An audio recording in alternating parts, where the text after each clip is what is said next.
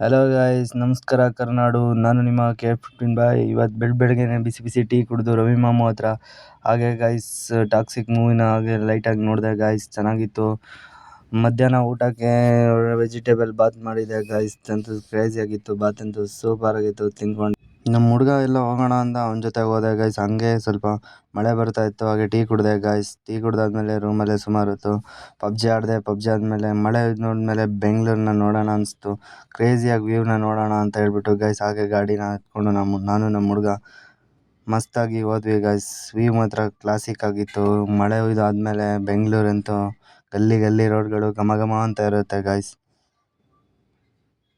ನೀವು ಆ ಪರ್ಫ್ಯೂಮ್ಸ್ನೆಲ್ಲ ತೊಗೊಂಡಿದ್ರೆ ಕಮೆಂಟ್ ಮಾಡಿ ಗಾಯ್ಸ್. ಓಕೆ, ಕ್ರೇಜಿ ಆಗಿತ್ತು ಗಾಯ್ಸ್ ಇವತ್ತಿನ ಬ್ಲಾಗ್ ಅಂತೂ. Okay, thank you. ಫಾಲೋ ಮಾಡ್ಕೊಳ್ಳಿ ಗಾಯ್ಸ್. ಇದೇ ಥರ ಇನ್ನೂ ಕಂಟೆಂಟ್ಗಳು ಬರ್ತಾ ಇರ್ತವೆ. Okay, thank you. Love you all. Bye.